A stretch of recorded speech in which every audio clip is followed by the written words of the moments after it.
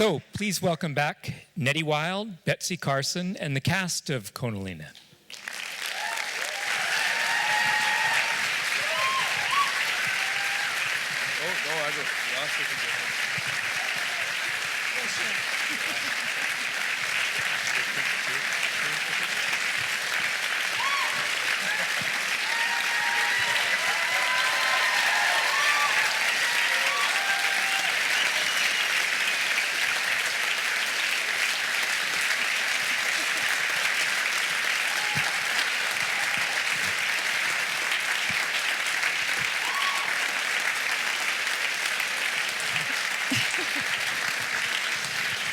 Obviously, we don't have everybody here this evening. We have Mike Shannon, who's the snowcat operator up at Bruce Jack, and the Matt McCannis, who is the geologist. Tried like heck to get down here, but they're up on their shifts. But they are arranging for a screening of Konalina in the Bruce Jack mine site. And we've gotten requests to have the screening of Konalina in different mine sites throughout the north. A very, very different kind and very, very Canadian kind of distribution, don't you think? There's also somebody that I want to acknowledge who's really, really key and who's also really shy, so I promised I wouldn't haul him up here. But he is the reason that we were able to film in the mining community. He is the first person in the mining community to say yes instead of no. And to my mind, he represents the future of moving forward with the environment and with industry. And it's Harvey Tremblay. And Harvey, you have to just stand up for a second.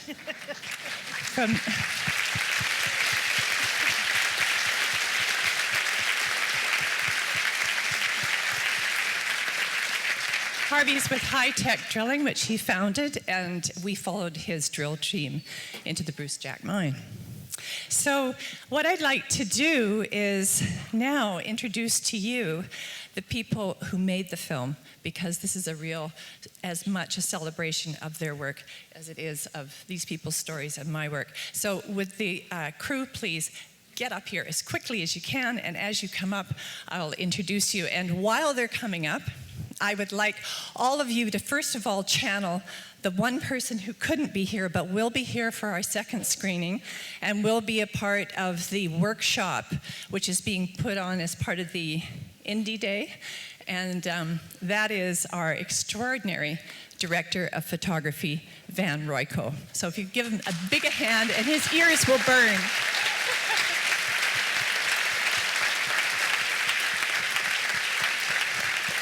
So we have Michael Hall, who is our assistant camera, Hildegard Westerkamp, who is part of our fabulous sound team, Mark Lazeski, who is our sound designer. Jesse, you came, I didn't see you. Jesse Zubat, our composer. Lisa Kolinsk, who is our location sound designer. And I'm leaving somebody till the very, very end because I think it's very possible that many people who come to movies, especially to documentaries, don't have a clue as to what an editor does. But I can tell you that this movie is every bit as much Michael Brockington's movie as it is of any one of us. He's what makes us look good in front of the camera and behind the camera. So please, a huge round of applause for Michael Brockington.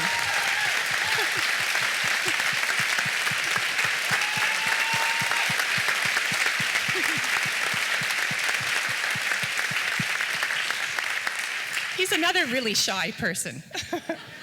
Indeed. So, any questions that you have about the filmmaking, about the stories that you saw? Please. Yes. I was just curious, who else is up on stage with you just behind you there?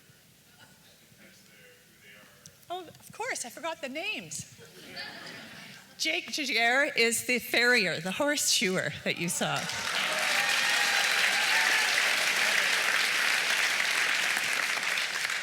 Oscar Dennis, the linguist.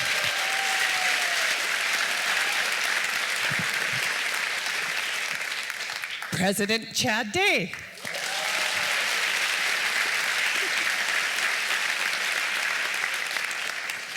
Frank and John Giampa, you saw them on top of the mountain hunting with their bow and arrow.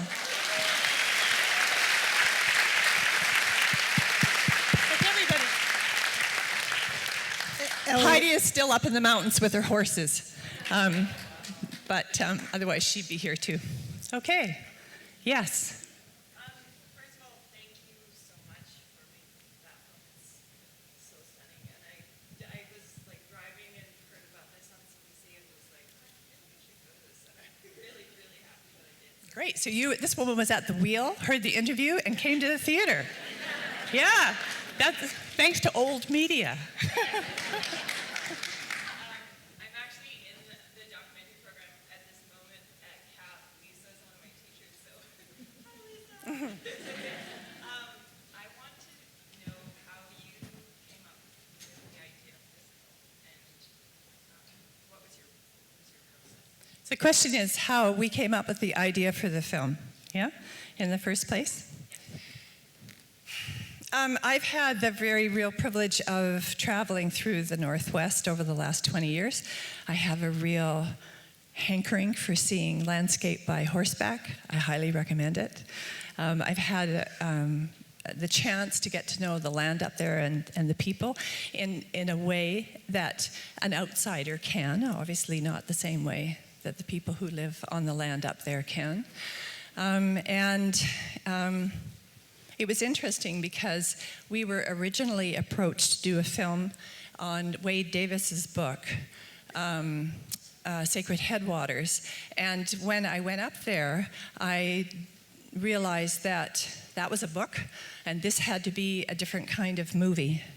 And I felt very strongly that we had to find a form that was different than a bunch of kind of smart people telling us that we're in a lot of trouble. And because I, as a filmmaker, was getting tired of it, and I had a hunch the audiences were too. So that put us in a position of saying, okay, if we're not going to create a film like we have in the past, and I'm very, very proud of them, but if it's not going to be the kind of traditional character-driven film, what the devil can we bring to it? And after a lot of thought and discussion, we figured it was art. And what does that mean? For us, that meant trying to find the poetry in every single person in front of the lens, whether they were diamond drillers or whether they were people protesting against them. And maybe we could cut through some of this rhetoric, this very, very strong debate that where there's a roar of rhetoric but not a lot is being heard. And I think art has a role to play, to storytell, to show complexity and beauty.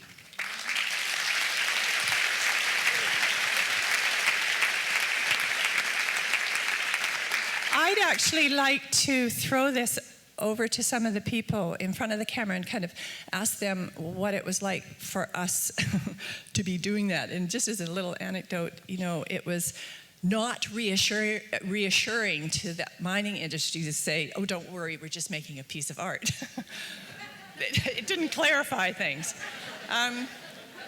It's hard to describe something when you're not quite sure what you're doing yourself. Right? You're not, I think good art, you're taking risks and you're not sure exactly what the final product is going to be. And that's what makes it risky. And when you hit the juice, that's what makes it good. So I'm just curious if any of you have a sense of what it was like to be on the receiving end of our camera. And if you thought it was different or the same from past experiences. I was involved in the resistance to the industry for almost 8 years, maybe 6, 7 years by the time Nettie came along. So there was a lot of cameras in my face throughout that time. So when Nettie showed up, it was just another camera in my face that I didn't want. The only thing we wanted was to use her immediately for the media. but she wanted something bigger, and this is what it is. So it took a while for me to get involved in the movie, in the project. And I worked I wasn't only in front of the film, I also worked as a consultant with her with the language, and I did some of the audio recordings. So to me it was, it became amazing after the stick gambling scene. Her and I came to Vancouver, and she decided to show me some of the footage of the gambling. And we were in The a stick friend's, gambling scene where the it's drumming, all shot in slow the motion. trance. And it just so happened we had a friend in Vancouver at the Blue Horizon, and we went there to look at footage. 3 o'clock in the morning, we realized our friend was sleeping on the bed, and we were in her room, so we had to leave. And that's when I got involved in it. So I really enjoyed participating in it. And I made a deal with her that, if I was to get involved, I wasn't just going to be a talking head like the other stuff that I've done, voicing my opinion on what I thought was right. And so I got involved, and I really enjoyed it. It was a real good experience. It was a good 4 years, and a lot of talk and a lot of back and forth. I got to see a lot of the stuff that's not in the movie, and it was fun, yeah. And these two, Frank and John, were just having a father-son experience on Todigan Mountain when our crew arrived in a helicopter. And they thought we were the mining company, huh? And they were pissed off. I wasn't at all happy. And being a hunter, and when a filmmaker shows up where you're hunting, you know nothing good's going to come out of this. And then when it's a Vancouver filmmaker, you don't have a hope, right? So I really, really wasn't very happy. In fact, it's an understatement. It took a little bit of time before I even agreed to have much to do with this thing. It was instinctive. It was, it's Nettie, right? And it was instinctive. And we were on top of a mountain. The first time I saw Nettie, we were up in that alpine which you saw, and I saw her coming down a ridge with an umbrella. Like, it was this raining. is unbelievable. And she carried that umbrella all over. An umbrella, it's the key thing. Werner Herzog says that the key instrument for a documentary filmmaker is learning how to be a lockpick. And I would say that the key instrument is an umbrella, because it covers the camera and it covers you. It's good in sun and it's good in shade. And I was traipsing across that beautiful plateau looking a bit like Mary Poppins and said, "Can we film you?" And they said yes. Yeah. Yeah, and Chad has never seen the film. This is the first time that he's seen the film. Yeah, I gave Nettie my word that I wouldn't watch the film until I saw it in the full cinematic experience. And, there was a lot of Tahltan people that were talking about it, and it was pretty hard to resist, but I was true to my word, and, it was a great film. And she originally approached me when I was the president for maybe 10 or 12 days. I had just got out of university after 9 years in a row, and I was fresh out of law school. My people really pushed me to become the president of the nation. So I did that. I was successful. We met, and, just being a young guy, 26, barely 27, I thought, well, this is somebody asking me to put my presidential skills to the test or something. So I said, sure, let's go hiking and let's go down and help out with the fish. And then 3 weeks later, I had been the president for a month, and the tailings pond issue happened at Mount Poly. And next thing you know, here I am, 3 months removed from law school, and I get a call from Minister Bill Bennett and the president of Imperial Metals, and they're like, yeah, your people are up there, they're having a blockade, it's time for us to hop a private jet, and we're gonna go up to Tahltan territory, and you're gonna have to deal with this. So I just said, well, let's do it, and it was a very difficult, challenging time period, but a few months down the road, we worked through it, and Red Chris is up there now, and I think that you did a good job capturing the the yin and the yang of the complexities that, different Tahltan generations grapple with, because people want the employment, people want to be empowered and drive nice vehicles and put their kids in hockey, but people also want to protect the environment up there. So I think you did a great job in the film showcasing that, and I was honored to be a part of it. Well, it was amazing when that scene...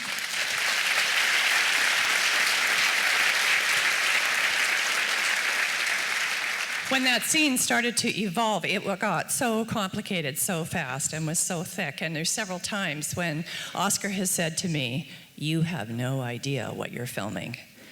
And he's right. And I think that's one of the things that was really extraordinary, is that these people allowed themselves to be so very vulnerable to our camera. Yeah.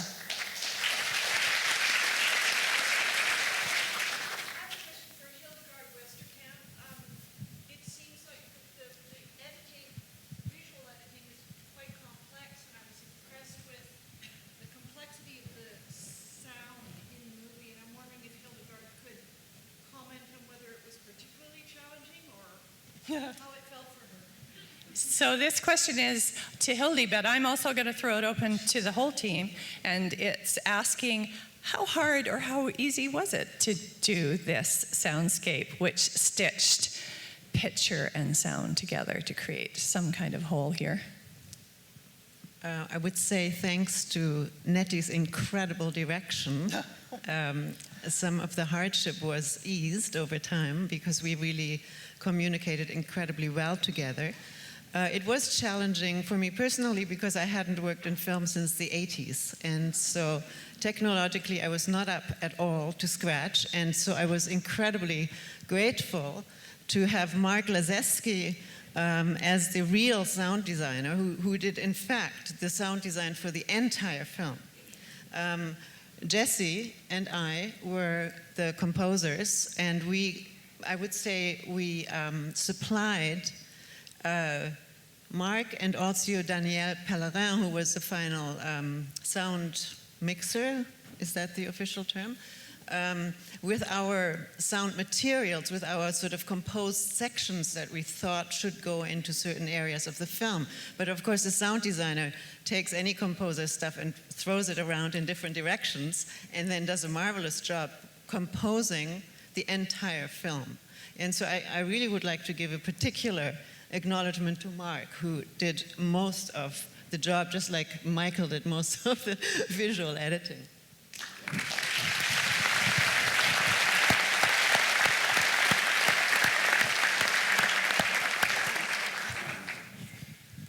Okay, I'll chime in a little bit. I found this particular scenario to be, it was an interesting concept because we tried to meld musical composition with sound design as much as humanly possible. So for me, I initially kind of created a lot of actual musical pieces, and it took a while to understand that because in documentary film there is a huge amount of dialogue, obviously, and also space is extremely important. So it was interesting to give larger pieces of musical work to a scenario and then have it be kind of stripped away and end up with little bits and pieces and things that come in and out and flow in different directions and stuff. So it was an enjoyable experience in the end to see this come to this place. And this comes also, I have to say, that if there had been one person who was all wrapped up in ego, we would have been sunk. But instead, I had this extraordinary sound team who were passing music, cues, effects, back and forth and back and forth. Jesse had his music run forward and backwards. It was extraordinary what happened. And I think in the end, we ended up with something really magical. What the hardest part, I think, was that when we're dealing with images of the big thing with all of the making of this film was to park your assumptions, park what you thought about industry, park what you thought about First Nations, and just go forward and mine them, to overuse a metaphor, to find the juice, to find where the art and the poetry is. And so we had to really pull back any time that the image or the sound commented on something. It was really important. And so it was very easy for, when you're dealing with images of industry, to go into melancholy or dark shades, and we would have to try and pull that into the light.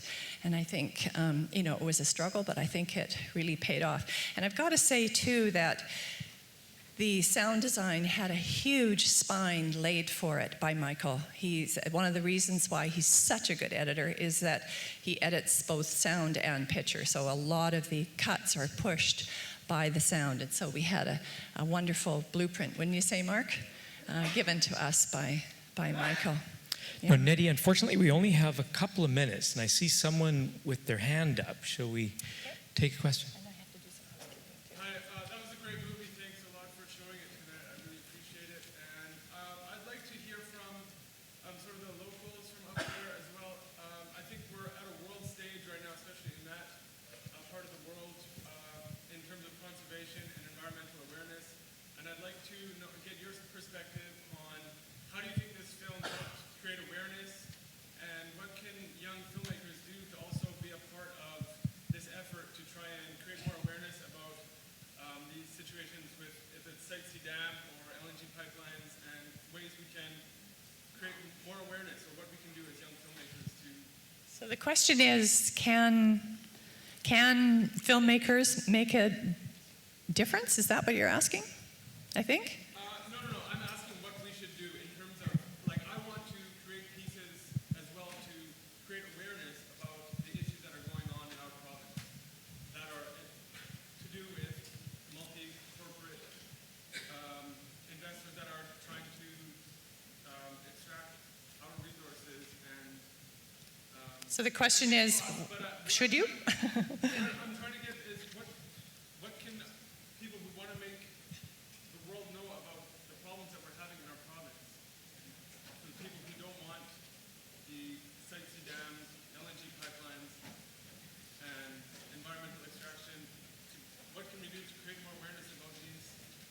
Making films is a good way, but you mean beyond that? This was not Yeah. a super politically charged piece, but I feel like I came to watch it to see what's happening right now in our province with this situation. And I did get a piece of what's going on, but I feel like it's really important to tell these stories about what's going on in this province, because it's on a world stage and we need to tell these stories. Well, I think, does anybody here want to respond to that? Well, there's a filmmaker in the audience. His name is Tamo Campos.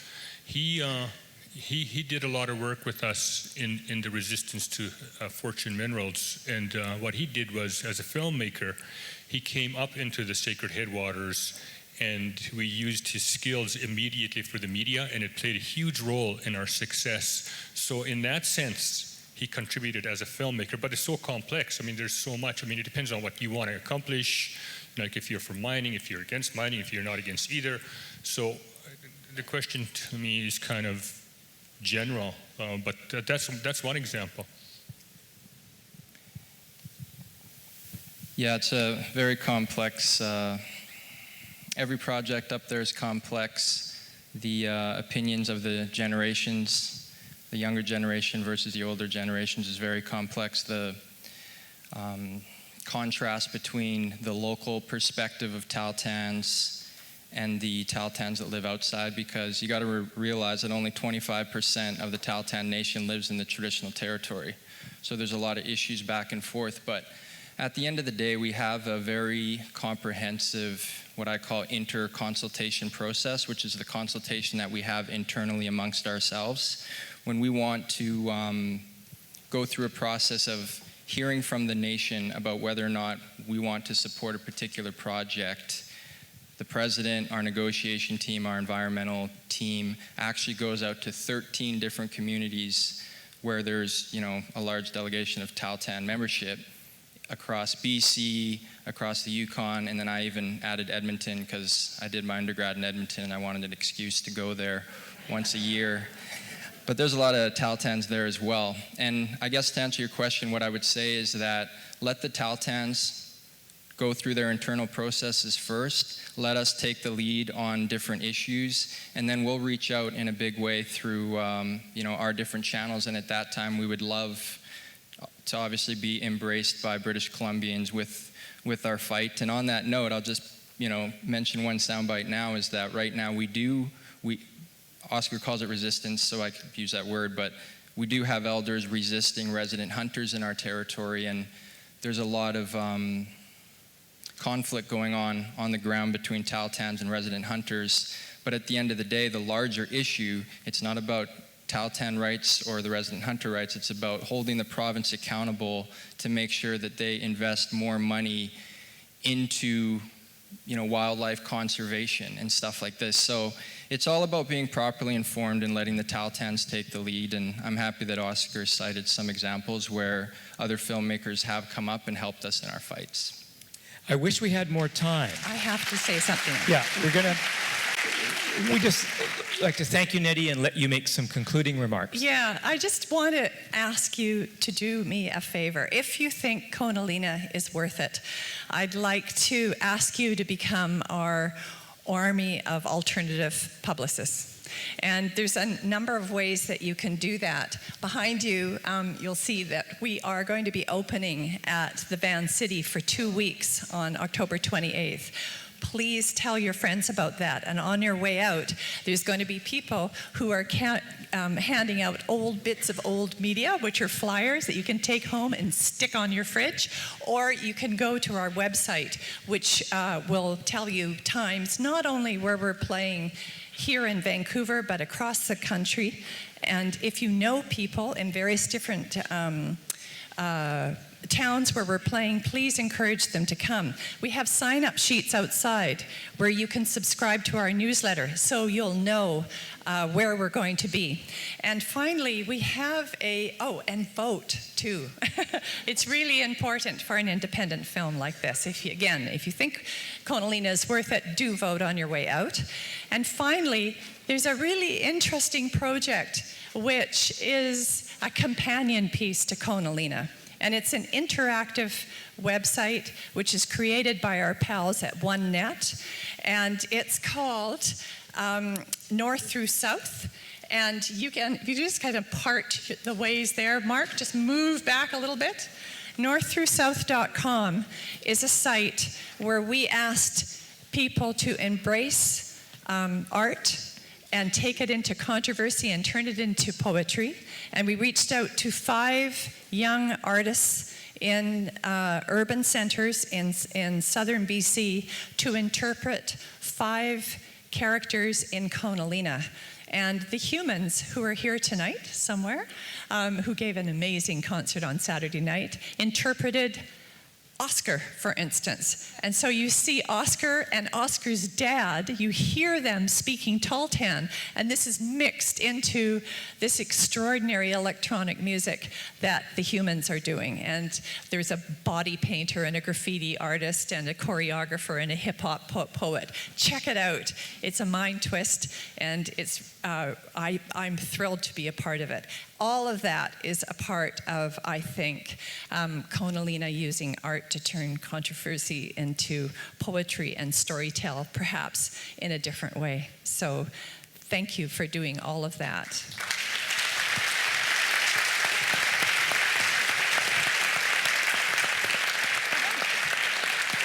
Thank you all for coming. Thank you all for coming.